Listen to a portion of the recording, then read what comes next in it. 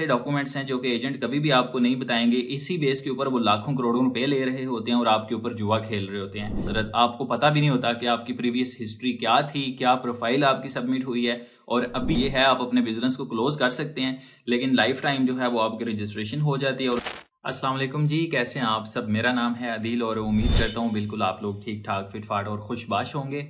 अच्छा जी, आज की वीडियो में हम बात करने वाले हैं कुछ ऐसे डॉक्यूमेंट्स के बारे में जिनको बनाने के बाद आप दुनिया में कोई भी मुल्क है उसका वीज़ा अप्लाई करने के लिए एलिजिबल हो जाएंगे। और कोई एजेंट जो है, जो लोग डन बेस पे आपके वीज़ाज़ को अप्लाई करते हैं, या वो कहते हैं जी बस आप हमें अपना आईडी कार्ड पासपोर्ट दे दें और बस इतने लाखों में हमारे साथ डील कर लें और बस हमें भूल जाएं उसके बाद, तो इन लोगों से आपकी जान छूट जाएगी।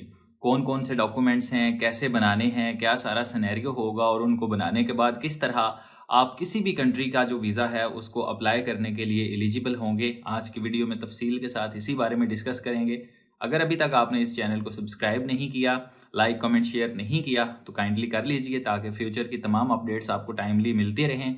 और चलें अब वीडियो को तफसील से जो है वो शुरू करते हैं।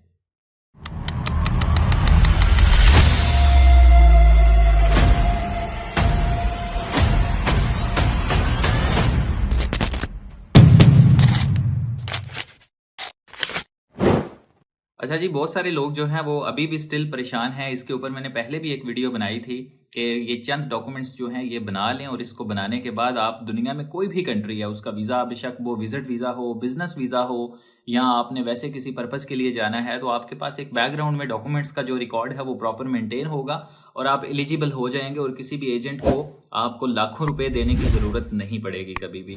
लेकिन स्टिल अब क्योंकि साल बदल गया, लोगों की रिक्वायरमेंट्स थी कि यार अब हमें फ्यूचर में जो है वो क्या रिक्वायरमेंट्स होंगी, कैसे ये सारे डॉक्यूमेंट्स बनाने हैं, किस तरह से बनेंगे, ईच एंड एवरीथिंग वो हमें दोबारा एक दफ़ा डिटेल से बता दें।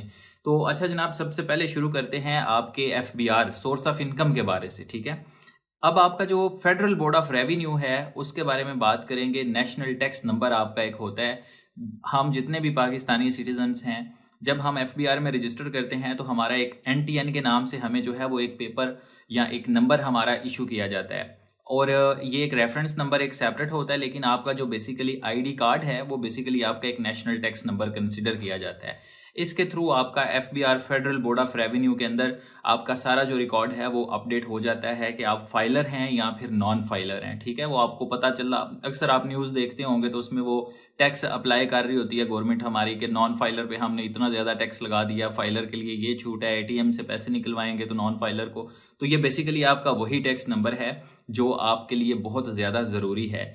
नेशनल टैक्स नंबर जो है ये आपने अप्लाई करना होता है फेडरल बोर्ड ऑफ रेवेन्यू में। उसके बाद जब आप अपना नेशनल टैक्स अप्लाई करते हैं तो स्टिल आप इसको बनाने के बाद भी फाइलर नहीं होते। एक आपका चलान जनरेट होता है तकरीबन 1000 रुपये का, वो आपने पे करना होता है। ये डिपेंड करता है फिर एप्लीकेशन टू एप्लीकेशन। जब उसके बाद उसकी टैक्स की रिटर्न्स जो है वो फाइल होती हैं। सबसे पहले आपकी फेडरल बोर्ड ऑफ रेवेन्यू में रजिस्ट्रेशन होती हैं, उसके बाद आपका ऑटोमेटिक एक जो नेशनल टैक्स नंबर है वो इशू हो जाता है। उसके बाद आपको सिस्टम खुद बताएगा कि आप इस साल की जो टैक्स रिटर्न्स हैं उनको फाइल करें, और ये चलान जो आ रहा होगा उसके बाद उस चलान को पे करें। जब आप ये 2 से 3 प्रोसेस मुकम्मल कर लेते हैं उसके बाद क्या होता है कि FBR में आपका स्टेटस जो है वो फाइलर और एक्टिव शो हो जाता है। तो आपका ये पहला और दूसरा मरहला जो है वो बेसिकली क्लियर हो गया। अब जब आप अपना नेशनल टैक्स नंबर बनाते हैं तो उसके बाद जब टैक्स रिटर्न्स फाइल करनी होती हैं, या उसके ऊपर आपने अपना फर्ज करें कि मैं एक बिजनेस कर रहा हूं, ठीक है, तो ये जो मैंने जब अपनी रजिस्ट्रेशंस करनी है उसके दौरान ये सारा सिनेरियो जब हम अपनी प्रोफाइल्स अपडेट कर रहे होते हैं तो वो पूछते हैं कि आप करते क्या हैं, आपके पास जो पैसे हैं जो आपके बैंक अकाउंट्स में इनकमिंग्स हैं वो कहाँ से आ रही हैं, फॉरेन रेमिटेंस है या आप कोई जॉब करते हैं या आपका कोई बिजनेस है। ऑब्वियसली कहीं ना कहीं से तो ये पैसे आ रहे हैं, और यही पॉइंट एम्बेसिस का भी होता है कि आपके अकाउंट में जो पैसा आ रहा है या आपकी इनकमिंग आउटगोइंग्स हैं ये कैसे हो रही हैं, इसको हमें प्रॉपर लीगल वे में प्रूव करके दें।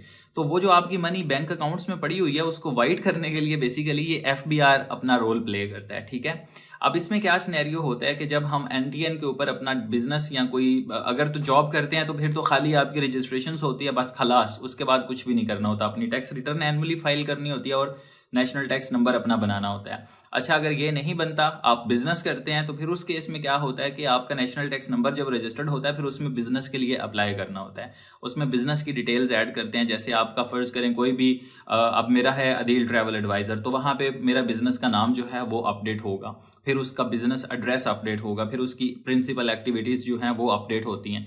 फिर इसके लिए आपको एक अपना लेटर हेड चाहिए होता है, बिजली का बिल चाहिए होता है, ठीक है। आपको एक अपना जो कोई भी विजिटिंग कार्ड एक हो सकता है वो रिक्वायर होगा। तो ये कुछ 2-3 चीज़ें होती हैं जो रिक्वायर होती हैं, और आप एफबीआर को अपना डाटा देते हैं, फेडरल बोर्ड ऑफ रेवेन्यू को, तो वो आपकी जो प्रोफाइल है उसको एक्टिव कर देता है, और विद इन फ्यू मिनट्स आपका जो बिजनेस है वो आपकी प्रोफाइल के ऊपर अपडेट हो जाता है, या 24 आवर्स के अंदर ये बिजनेस आपके नेशनल टैक्स नंबर पे अपडेट हो जाएगा। और सम टाइम ऐसा होता है कि जब तक आप अपनी रिटर्न फाइल नहीं करते, आपका बिजनेस तो अपडेट कर देता है एफबीआर, लेकिन वो नॉन फाइलर जो है उस कैटेगरी में आपको डाल देता है। तो आपने मेक श्योर करना है कि आपकी जो टैक्स रिटर्न्स हैं वो भी फाइल हों, आपका चालान भी पे हुआ हो, और आपका जो बिजनेस है वो आपके नेशनल टैक्स नंबर के ऊपर शो हो रहा हो। जब ये 2 से 3 प्रोसेस आप पूरे कर लेंगे, इसके बाद आपने क्या करना है कि अपना जो प्रिंट है इसी पोर्टल से आपने अपना एक प्रिंट ले लेना है, या आपने अपने वकील को या अपने कंसल्टेंट को आपने बोलना है कि भाई मुझे मेरे बिजनेस का रजिस्ट्रेशन फॉर्म या रजिस्ट्रेशन जो नंबर है वो सेंड कर दो अपना एफबीआर का, उसके बाद नेशनल टैक्स नंबर मुझे दे दो, वो प्रिंट आपको भेज देगा, और अपनी जो रिसेंट टैक्स रिटर्न आपने फाइल की होगी वो आपने ले लेनी है। अब ये वो 2 से 3 डॉक्यूमेंट्स हैं जो आपको किसी भी दुनिया में आपने वीजा अप्लाई करना है उसके लिए रिक्वायर होंगे, ठीक है। अब इसके आगे थोड़ा सा चलें तो फिर क्या होता है कि बहुत सारे लोग अपने इसी बिजनेस को मजीद स्ट्रॉन्ग करने के लिए, ताकि एम्बेसी को ट्रस्ट हो उनके ऊपर कि यार ये बंदा वाकई ही जेन्युइन पर्सन है, कोई इसकी खाली डॉक्यूमेंटेड कंपनी नहीं है, प्रॉपर इसने अपनी रजिस्ट्रेशन वगैरह जो है वो की हुई है, और ऑफिशियली ये बंदा ऑथेंटिक वे में एक काम कर रहा है। तो उस केस में आपने क्या करना होता है कि चैम्बर का आप मेंबरशिप अप्लाई करते हैं।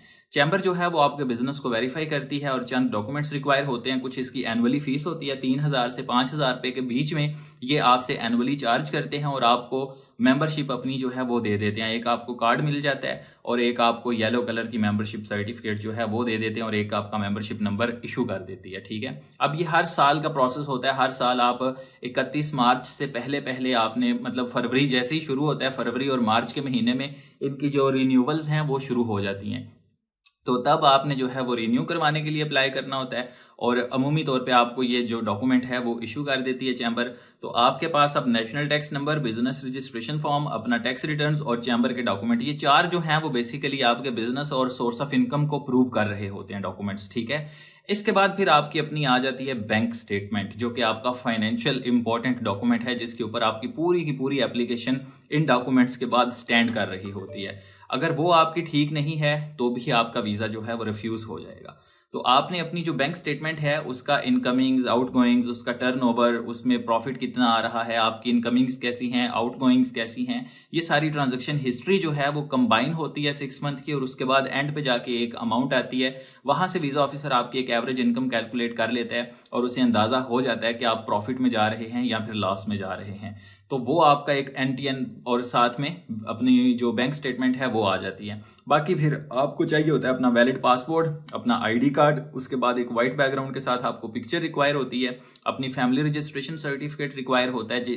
ये सारे डॉक्यूमेंट्स आपको पता है आराम सुकून से नादरा से मिल जाएंगे। जाके आपको अपना पासपोर्ट ऑफिस जाएंगे, आपको पासपोर्ट अप्लाई करेंगे, आपको वो आपके घर पे आ जाएगा 15-20 दिनों में। 10-15 दिन में आपका आईडी कार्ड आ जाता है। उसके बाद एफआरसी आपको right away with in few minutes, जैसे ही आप सेंटर विजिट करते हैं या अपना ऑनलाइन भी अब आप उन्होंने फैसिलिटी कर दी हुई है अपना पाक आइडेंटिटी ऐप से, वहां से आप लॉगिन करके तो अपनी ऑनलाइन घर बैठे 1,000 रुपये में अपनी एफआरसी जो है वो अप्लाई कर सकते हैं। उसके बाद अगर आप मैरिड हैं तो आपको यूनियन काउंसिल से जाके अपना मैरिज रजिस्ट्रेशन सर्टिफिकेट लेना है। ये भी देखने में आ रहा है कि अब नादरा के अंदर ही इन्होंने ये फैसिलिटी भी जो है वो अपनी अपडेट कर दी है, तो उधर से ही वन प्लेटफॉर्म पे आपके दोनों डॉक्यूमेंट्स जो है वो फैमिली ट्री के डाउनलोड हो जाएंगे, ठीक है। तो ये बेसिकली कुछ चंद ऐसे डॉक्यूमेंट्स हैं जो कि आपके पास होना जरूरी हैं। ये जब सारी चीजें आपके पास मौजूद हों और प्रॉपर अच्छा रनिंग आपकी बैंक स्टेटमेंट हो, तो आप पूरी दुनिया में किसी भी कंट्री का आपने वीजा अप्लाई करना हो तो इन डॉक्यूमेंट्स की बेस के ऊपर आप वीजा अप्लाई कर सकते हैं, ठीक है। अब ये सारे डॉक्यूमेंट्स बनेंगे कैसे? फॉर एग्जांपल एफबीआर का अगर आपको नहीं पता तो आप ये नीचे व्हाट्सएप का नंबर आ रहा है, आप हमसे कांटेक्ट करके तो ये सारी सर्विसेज जो हैं वो प्रॉपर प्रोफेशनल वे में हमसे ले सकते हैं। साल में एक दफा टैक्स रिटर्न फाइल होती हैं और वन टाइम आपकी जो है वो बिजनेस की रजिस्ट्रेशन होती है। उसके बाद लाइफ टाइम आपका वो बिजनेस जो है वो जब तक आप हैं वो ख़त्म नहीं होता, वो चलता रहता है। हाँ ये है, आप अपने बिजनेस को क्लोज कर सकते हैं, लेकिन लाइफ टाइम जो है वो आपकी रजिस्ट्रेशन हो जाती है और उसके बाद आपने अपना जो टैक्स रिटर्न्स हैं वो एनुअली बेस पे फाइल करना होता है। तो ये जनाब कुछ चंद ऐसे डॉक्यूमेंट्स हैं जो कि एजेंट कभी भी आपको नहीं बताएंगे। इसी बेस के ऊपर वो लाखों करोड़ों रुपए ले रहे होते हैं और आपके ऊपर जुआ खेल रहे होते हैं। तो इट्स बेटर कि आप अपने ये सारे डॉक्यूमेंट्स खुद बनाएं, अपनी स्टेटमेंट अच्छी करें और उसके बाद आप वीज़ा अप्लाई करें। यकीन करें कोई इतनी लंबी चौड़ी रॉकेट साइंस नहीं है।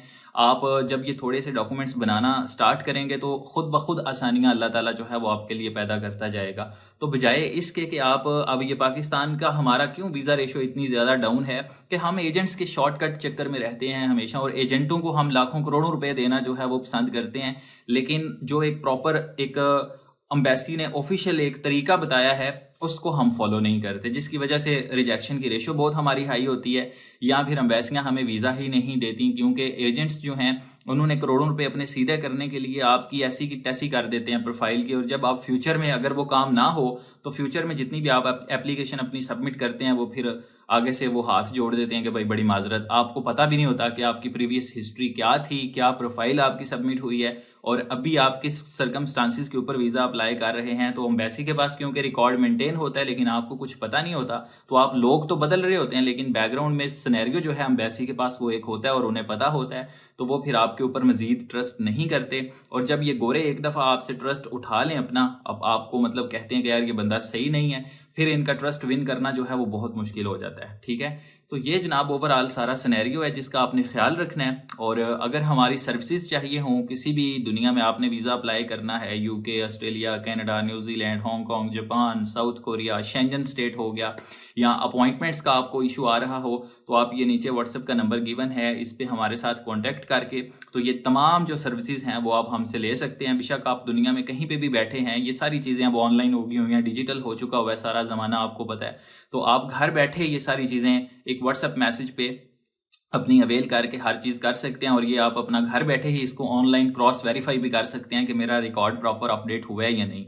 तो ये जनाब ओवरऑल सारा सिनेरियो था। कोशिश करें कि आप ये सारे अपने डॉक्यूमेंट्स बनाएं और उसके बाद आप अपने वीज़ाज़ जो हैं वो अप्लाई करें, तो इंशाल्लाह ताला उसके बाद बहुत सारी देखिएगा आप कि आपके जो वीज़ा एप्लीकेशन के चांसेस हैं वो कुछ हज़ारों रुपीज़ के अंदर आपके काम हो जाएंगे और आप जो है वो दुनिया घूमने के लिए एलिजिबल हो जाएंगे और कोई बंदा आपको रोकेगा नहीं। अब इसके बाद जो लोग जॉब कर रहे होते हैं उनको ओब्वियसली अपनी कंपनी से जो है वो सैलरी स्लिप्स रिक्वायर होती हैं, अपना नो ऑब्जेक्शन सर्टिफिकेट लेना होता है उन्होंने, और एंटी एंड टैक्स रिटर्न वगैरह का मैंने आपको बता दिया है। तो हमारे इस तरह के बहुत सारे क्लाइंट्स हैं जो हमें मतलब वो बिल्कुल आते हैं तो कहते हैं कि भाई एजेंट को तो हमने सिर्फ अपना पासपोर्ट आईडी दिया था, वो उसने ये कर दिया वो कर दिया।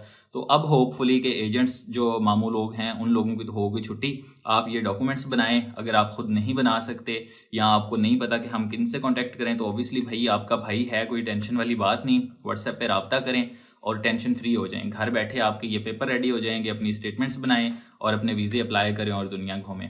चलता हूँ, इसी के साथ मुझे इजाज़त दीजिए, अपना बहुत सारा ख्याल रखिएगा, मुझे दुआओं में लाजमी याद रखिएगा। मिलते हैं किसी नई वीडियो में, till then take care, bye bye, अल्लाह हाफिज़।